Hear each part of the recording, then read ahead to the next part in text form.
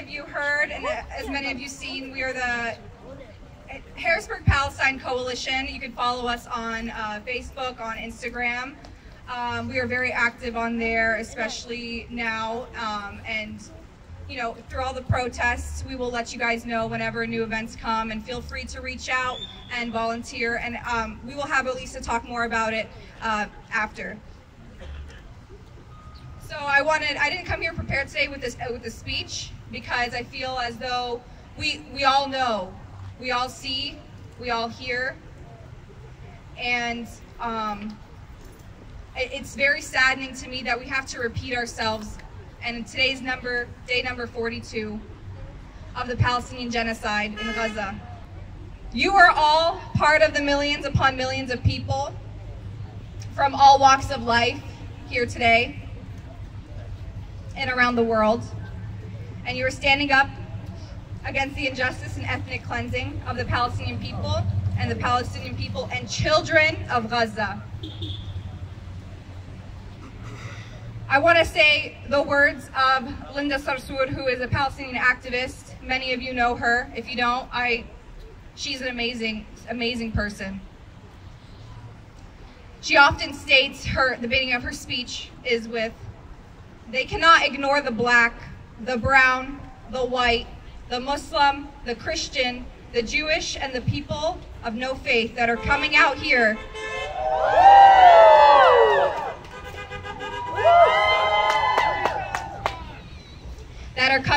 and demanding justice and the right to freedom for our Palestinian brothers and sisters. And I'm here to tell all of you that you are standing on the right side of history." I wanted to express the importance of the protests. They are seeing us out here in the streets. They are watching us protest. There's a protest almost every single day, not just in America, but around the world. And I want to let all of you know that as American citizens, this is your right. This is your right to be here, and it is your right to demand a ceasefire now. Because as the constituents of the people who work for the government officials, it is important that you keep pressuring them, keep demanding a ceasefire.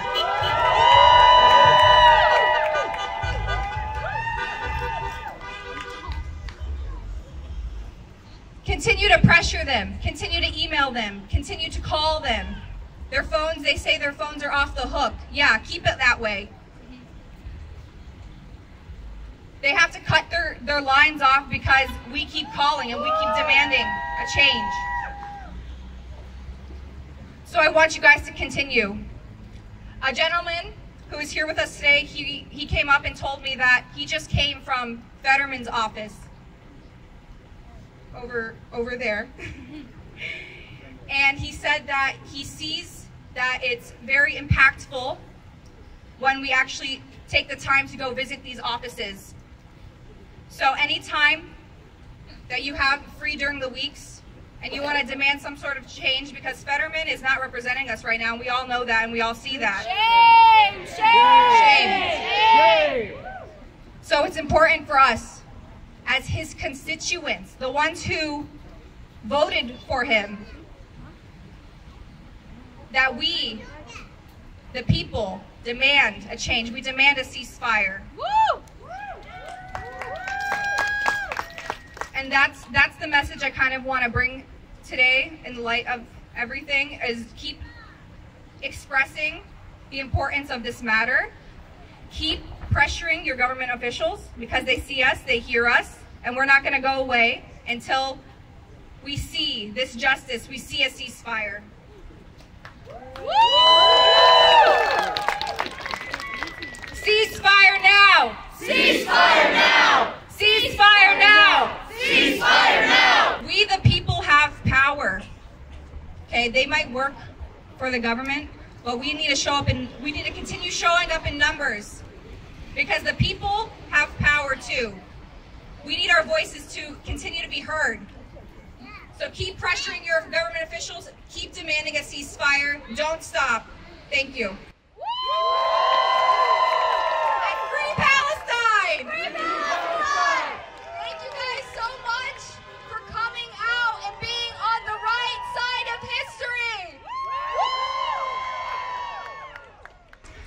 is Elisa. I am an organizer with Zena for the Harrisburg Palestine Coalition. We've definitely been, we've been hitting the streets more than usual. This is our 8th protest in Harrisburg since the 42-day aggression and genocide against Palestinians.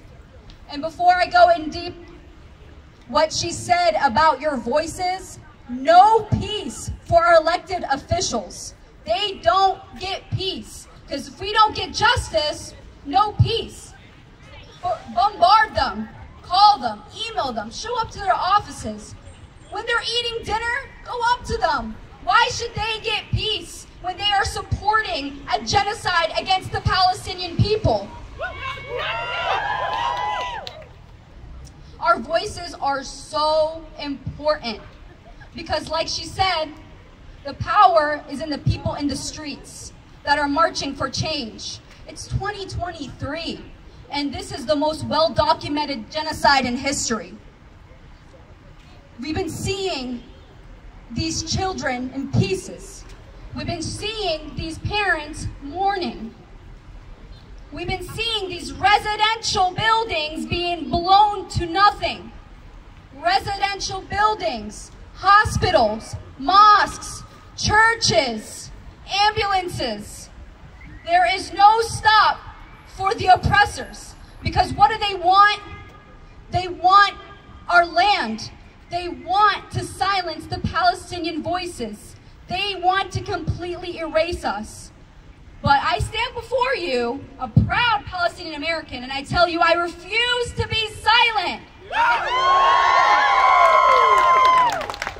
I refuse to be quiet, because I will be here screaming in the streets until Palestine is free.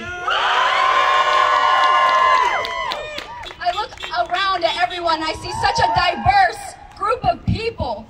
This is beautiful. Look at you guys, like there's so many different people here. Because we all have shared humanity. We're here because we recognize an injustice. With our American tax dollars. Billions a year.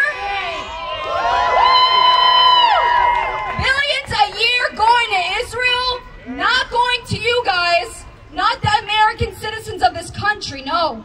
It's going to Israel to continue its ethnic cleansing, its genocide, its military occupation and injustice against the Palestinian people. Aren't you pissed off? Yes! This is our money. They're taking it and they're giving it directly to Israel. Shame! It's absolutely ridiculous. We're here because I feel like we've passed just sadness. We're pissed off. We're angry. We want change. And change isn't just going to happen overnight.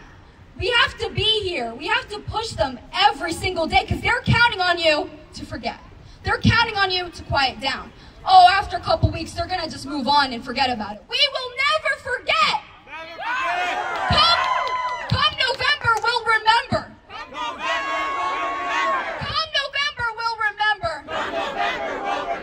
Not only are they genociding the people in Gaza and the West Bank, in that small strip in the West Bank, over 60 security checkpoints where Palestinians are stopped and they're dehumanized.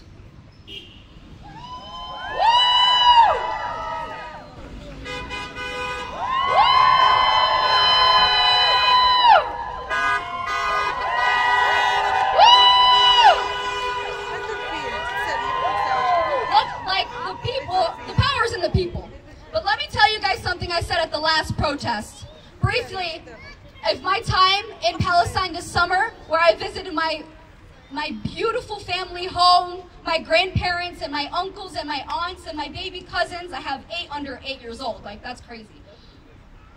I want to talk in the beginning of July, Israel went into Jenin's refugee camp and bombarded their mosques, ripped up their streets, and displaced and murdered people when I was there. And I remember my house shaking from the bombs, and I was terrified. Lasted 2 days, but I was terrified for my life. This is every day for Palestinians. Every single day for Palestinians, they are terrified. You see in Gaza, they're telling them, go to the south. We provided a safe passage, and then bomb the safe passage. We can see. We can see. And they're terrified because we can see everything they're doing. And they're desperate. They're trying to cover up their lies. They're trying to cover up their lies, but the people are awake. Americans are awake, and it's about damn time.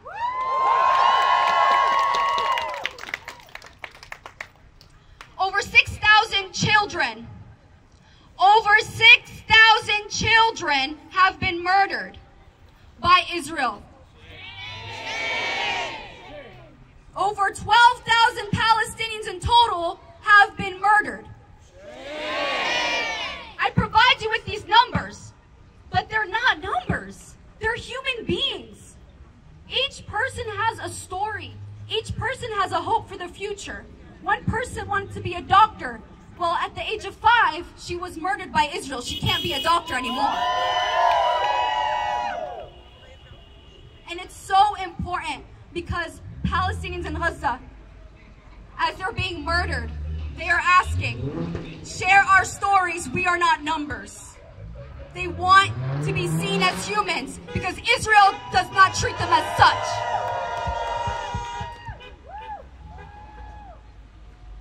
So we're here to demand a ceasefire. We're here to demand an end to military aid to Israel. And we're here to demand the end to the occupation.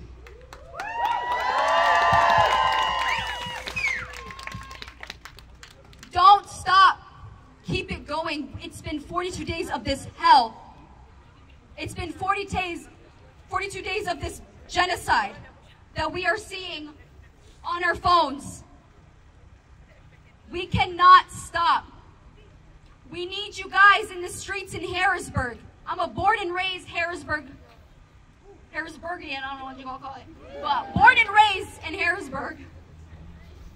And I will not stop bombarding Senator Casey, Senator Fetterman, and Scott Perry, my elected officials, for a ceasefire and for the end of military aid. We are here, and we will make sure our voices get heard. Because I'm not gonna shut up. I'm not gonna shut up. Because my ancestors and my grandparents, they don't want me to.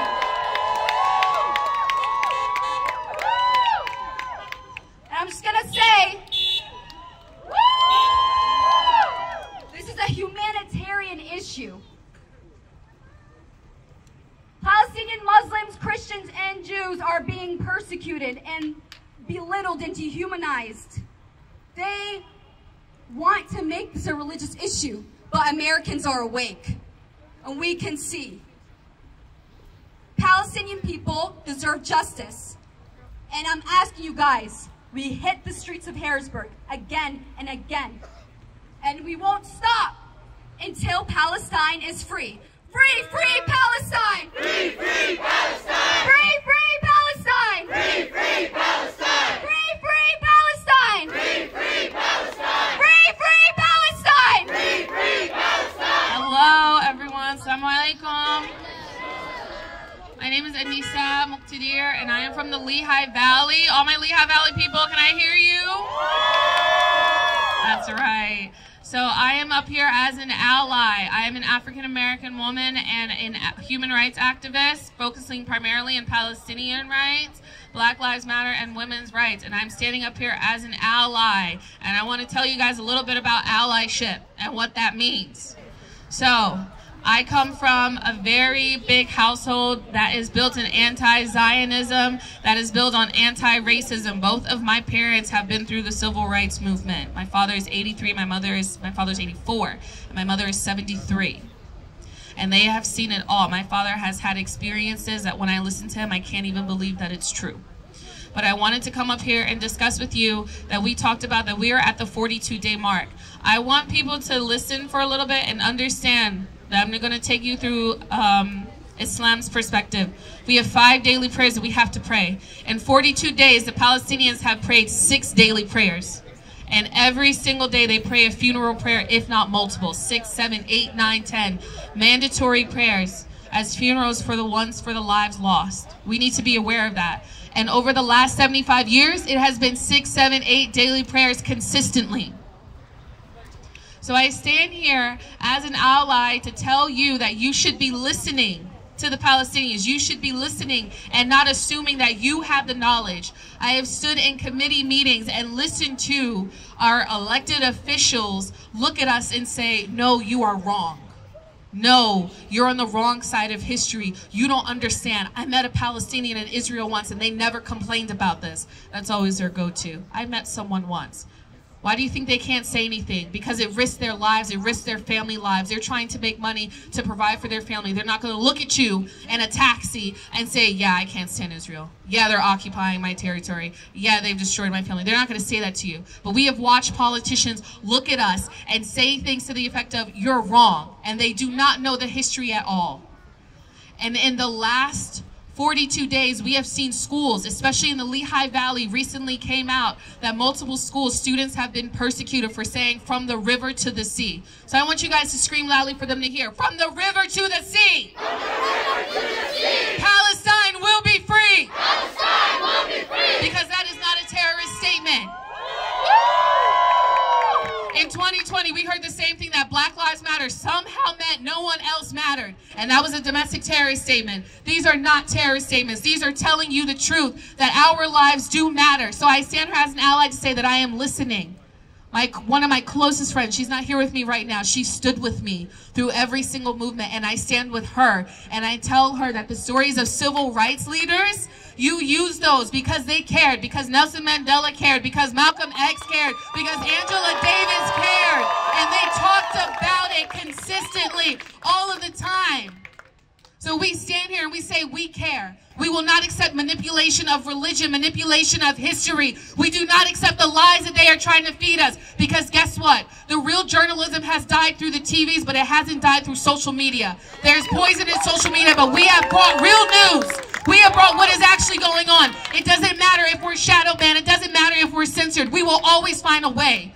We've got technological people that can create new apps. Instagram wants to shadow ban us, we'll create something new. TikTok wants to shadow ban us, we'll create something new. We will get billboards, we will get newspapers, we will make those phone calls. We will do absolutely everything we can. And the allies, we are here with you. I am here with you till my last breath. If my last words are not La ilaha illallah, it is free Palestine.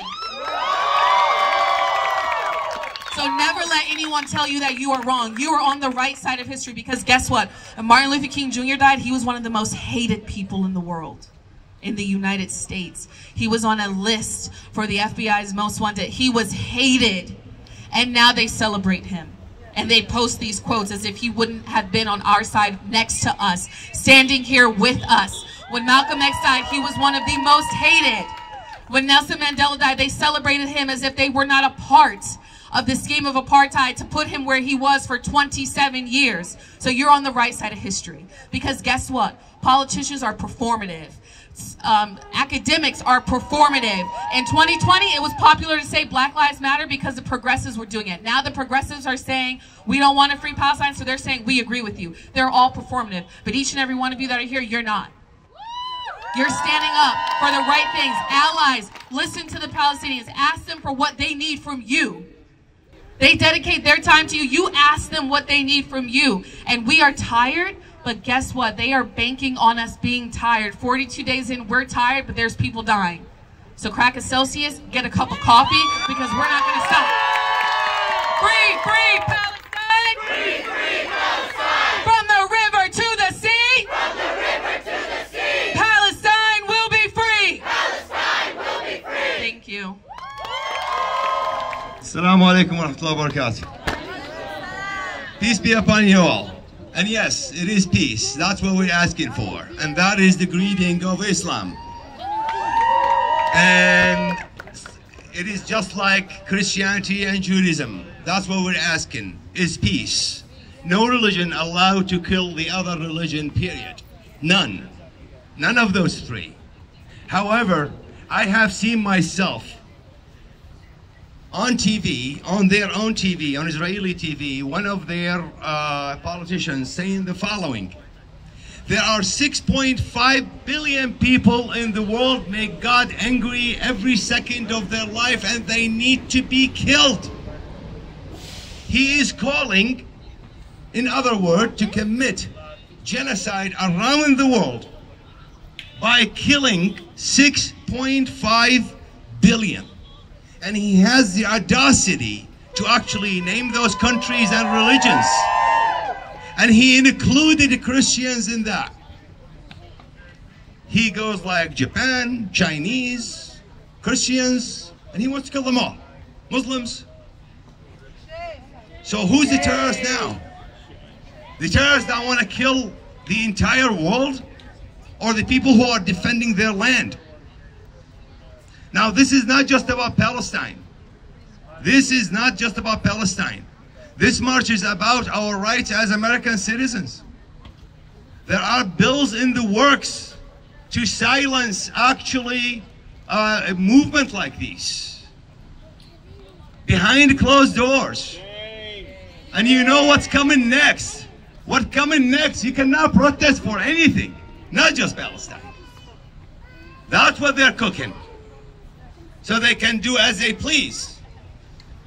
If you watch The Handmaid's Tale, that's what it's gonna be. The Handmaid's Tale. Now, they accuse also everybody who speak up as basically anti-Semitic. Now, if you're Jewish, if you're Jewish, if you're Muslim, if you're Christian, those three prophets, they have one major factor in common. They share one thing in common that is relevant to what we do now. All three of them were technically rebels. And why they were rebels? They spoke up against injustices, against mighty empires. Jesus against the Romans. The Roman Empire was ruling back then. Moses against the Pharaoh.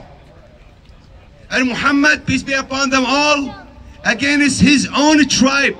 And they were like mighty in the Arab Peninsula. And what their message was is simple. It is justice. It is peace for everybody. It is equality. That's what they called for, and yet they were fought by all three of these sectors. It is sad to see Palestinians have to videotape the killing of their own loved ones. Videotape their children torn apart.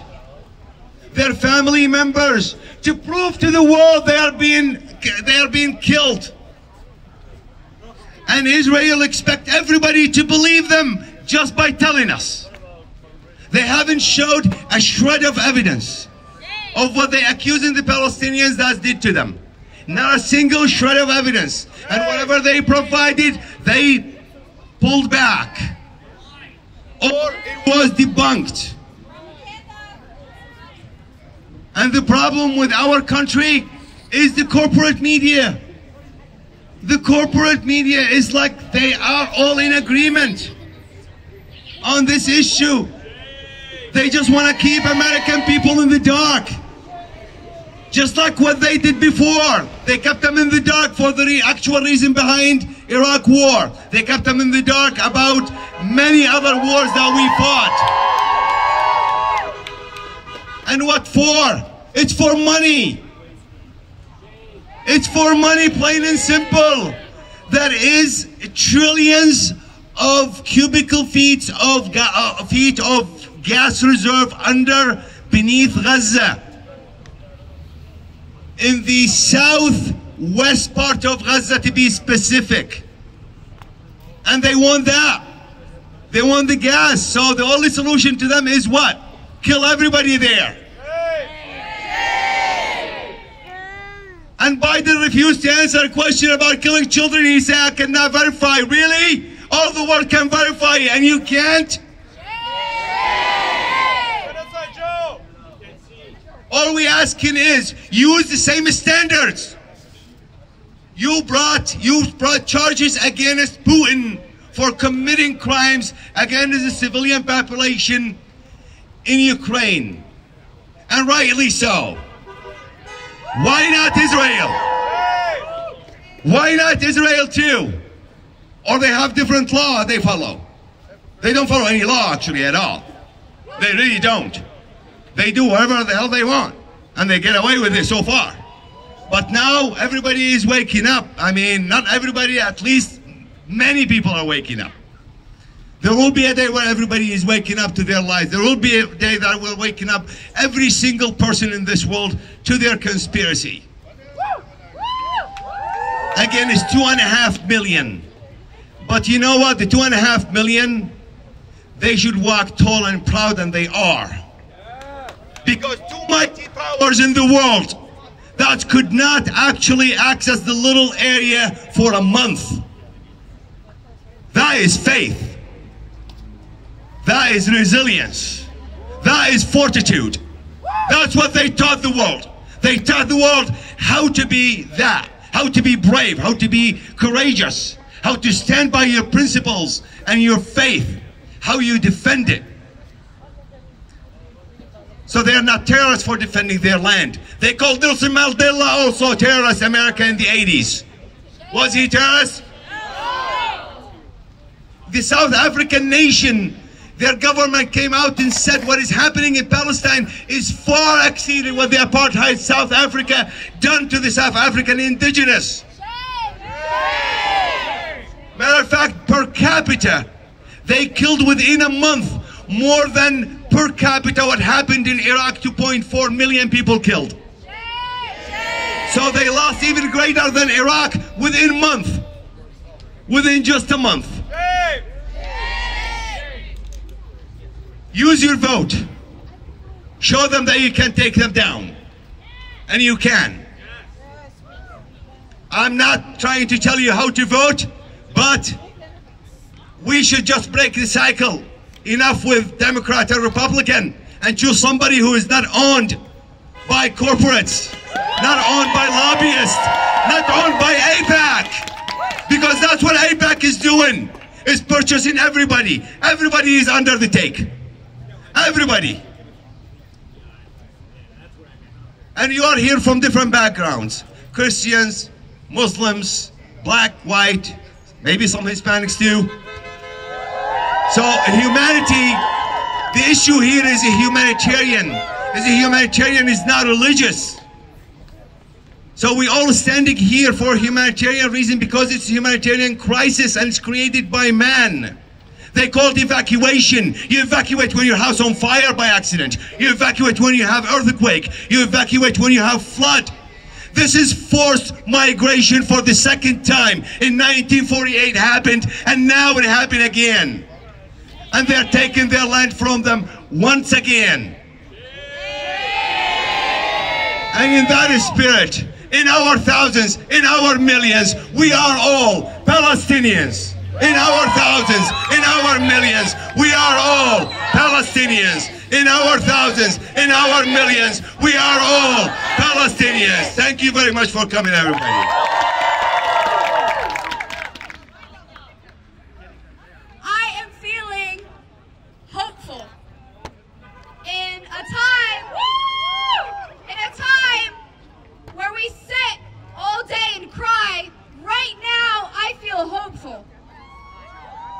And I promise every single one of you, Palestine will be free.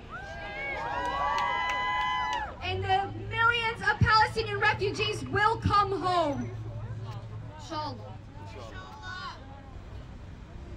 Palestine will be free.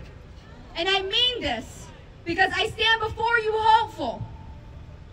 As devastated as I am hopeful. Because we're in the streets. I'm hopeful because Palestinians are not alone. The diversity is incredible. And I promise every single one of you, you guys stood with me, and I promise in every social justice issue, I will stand with you as well.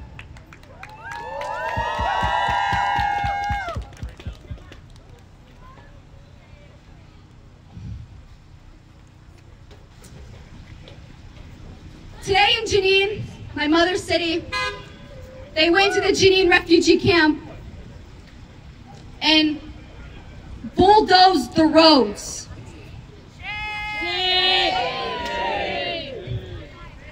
They killed 10 people today in Jenin, the West Bank, not in Gaza. Cowards. Cowards. I said this at the last protest, and I'll say it again today. I have a 14-year-old cousin, first cousin I grew up with. In the summertime, 15 of his friends were killed. I'm talking about a 14-year-old boy, a child with friends ranging from the ages of 10 to 18. 15 of his friends were killed.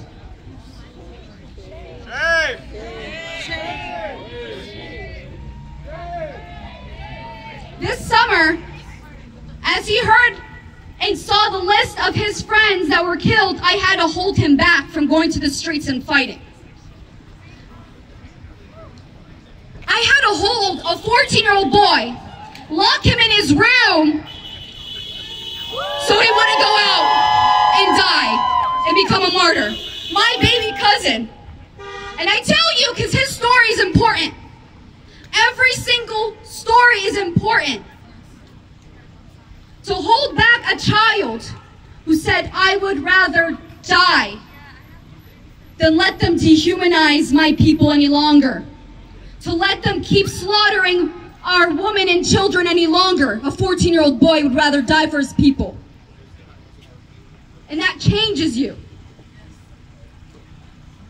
I fear for our brave journalists, Motaz, Bisan, Leslia, and our brave journalists who are showing and open the eyes of so many.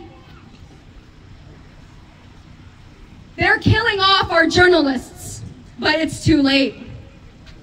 They can see. And I stand here in honor of my 14-year-old cousin. I stand here in honor of Motaz, Bisan, Leslia, hanged. I stand here for them and tell them that don't lose hope. We got you. We got you. And in 2023, to see so much hate, it will never amount to how much love and support and unity that all people from all different races, religions, and ethnicities come together and fight. For our children, because I think of every single child that was killed, I think of them as my 14-year-old cousin. I think of them as my little brother. I think of them as my little sister. Every 6,000 of those children, we are here for you. And even though you became martyrs, we will never stop screaming for you. For our doctors in the hospitals, you are the most courageous people I've ever known. Doctors saying I would rather die with my patients than abandon them and they're being slaughtered. Doctors who are honoring what they do, and they're being slaughtered because they won't leave their patients. We are here for you. They are our heroes. They are our heroes. And the journalists, every day I wake up and I check their page and I pray to God that they're still alive. I pray to God that Leslia, Bisan, Motaz, Hind, they're all still alive. Because nowhere in Gaza is safe. Nowhere is safe. 900 plus families have been wiped off the civil registry of Gaza. When I say that, do you guys know what I mean by that? 900 families? That means they're distant uncles and aunts, cousins, grandparents, cousins, children. All of the family have been wiped off this earth, off of existence. And they expect us to believe that they're not fighting against civilians. We know what you're doing. We know. So we will never stop, because I stand here honoring those doctors,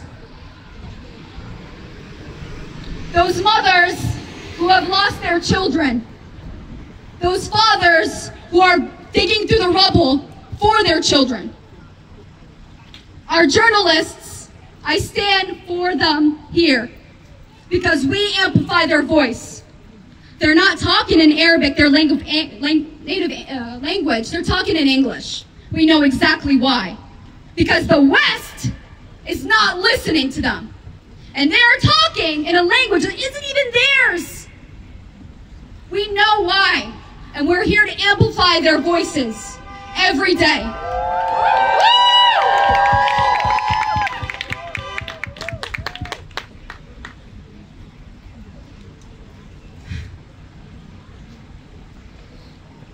Why I tell you guys all know, or else you wouldn't be here today, correct? We all see these injustices. I need you guys, especially, I'm asking my non-Arabs, because we know, we've been saying this from the beginning, but I'm asking my non-Arabs in the spaces that you guys are in, we cannot go in. So I'm asking you guys, amplify their voices, educate, let them know, open their eyes, because the doctors, the journalists, and the children are counting on it.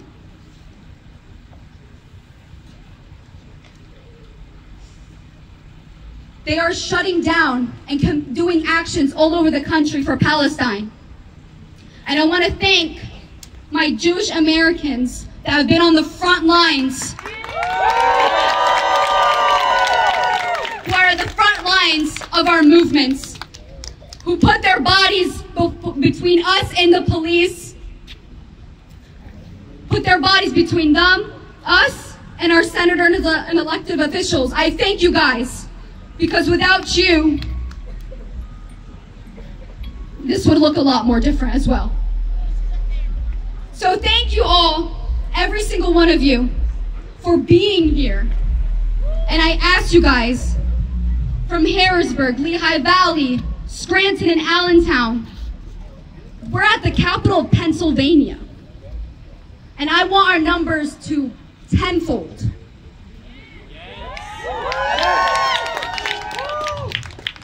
And I'll let you guys know right now, we're organizing a statewide protest. So Philly is going to be on these streets. Our 20,000 people in Philly, they're going to be here. Our people in Allentown, Scranton, Lehigh Valley, Pittsburgh, they're going to be here. Because they can't ignore us any longer. And we're going to organize that. I want to take another moment of silence to honor our martyrs, to honor the children, the men and the women, our men, our courageous Palestinian men, doctors and journalists.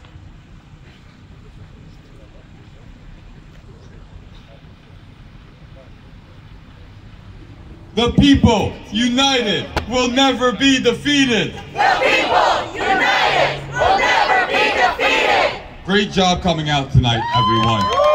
Give your all a round of applause for making your voice known. My name's Frankie. I'm with the Democratic Socialists of America in Northeast PA. So I live in Scranton. Pleasure to be here with you all today. Thank you. I have a speech that I wrote that I gave last week or 2 weeks ago up at Fetterman's office up in Wilkes-Barre. And because it's a new crowd, I think I'd like to go over it again. It touches on anti-Semitism and the horrors of it. We have no place in this movement for anti-Semitism. We have no place in this movement for any hate. Generational trauma is the stories of atrocities from a person's family affecting the ways we interface with the world. For over 1,000 years, Jews faced persecution across Europe. They faced pogroms where Christians went through Jewish neighbors and slaughtered people. During the so-called Age of Discovery, the warring nations of Europe developed an insidious idea, racism, that some people are innately better based off ridiculous criteria such as skin pigmentation or the shape of someone's skull. They did this to justify the colonial empires that they were building by exploiting far-off lands to enrich their elites. Systemic othering allowed for the sick justification of the abhorrent genocides and slaveries that exploded during this time. The sick mentality was used to build a newly emerging nation state, countries comprising of a majority of a single religion and ethnicity. By the 20th century, the empires of Europe ramped up its prosecution of the other, turning the power they have built on their own citizens. Across Europe, anti-Semitism was used as a scapegoat for the inequalities imposed by their rulers. The rulers of Europe started talking about what they called the Jewish question, or what they should do with the Jewish people in our lands. Different countries came to it to different degrees. In 1903, the Tsar of Russia likely commissioned a forgery called the Protocols of the Elders of Zion, which spread across anti-Semitic communities across Europe. This fake document is the origin of many anti-Semitic global conspiracies to this day. In 1917, the United Kingdom passed the Balfour Declaration that was to expel the Jews from Britain to Palestine. They didn't care that there were other people in Palestine. The Britons just wanted to get rid of their Jews. In 1938, the darkest era of European Jews began. Over the next several years, Germany took cues from the United States genocide of the Native Americans, updated by industrialization, carrying out the largest genocide in modern times, killing 6 million of Jews and millions of others. Jews fleeing the Holocaust in Europe to America were turned around when they arrived at our shores. When the World Jewish Congress asked the United States to bomb the gas chambers at Auschwitz, we refused. We refused to bomb the gas chambers in order to save more lives. These horrific acts caused a deep and lasting trauma in the psyche of Jews for generations. But just 10 short years after Kristallnacht, which started the Holocaust, the Nakba was placed on the Palestinians. After the fall of Nazi Germany, every person and their descendants who lost their citizenship was granted the right to return. Why has this not happened for the Palestinians in 75 years? Zionism, or the belief that there should be a Jewish state in Palestine, not only harms the Palestinian peoples, but also Israelis. They're forced into conscription to go and join a fight for their rulers to take over land of other peoples. And if they refuse, they're thrown in jail. They weaponize this generational trauma of the Jewish people that have endured in order to other the Palestinian people. They use this claim of anti-Semitism to say that we're anti-Semitic, when in fact they are anti-Semitic.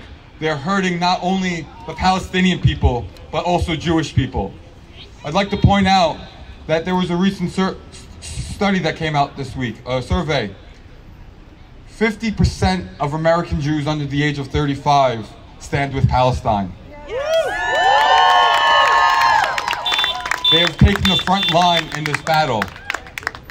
There is no space in this movement for anti-Semitism. None of us are anti-Semitic. They twist the words of anti-Semitic to mean anti-Jewish, when they often forget that Palestinians are also Semitic people. Keep it up, keep calling your representatives, keep showing up, keep performing actions, and organize. Organize, organize, organize. Coming to these rallies is a great first step, but connect with the organizers and do more. Go to your politicians in person, where they can't just ignore your phone calls, where they can't just have their staffers listen to them, listen to us, and their staffers are walking out. Keep putting up the force. They're feeling it. Keep it up.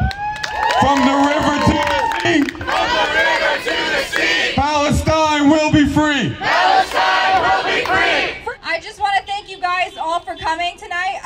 make sure to follow our Instagram page and our Facebook page. We are HBG Palestine Coalition, Harrisburg Palestine Coalition. Tell your friends to follow, tell your family to follow. From there, you'll see all of our updates, notifications about the next protest, how you can volunteer, how you can reach out and help. Because we are going to continue having these protests, and we want all of you to show up. Are y'all going to show up?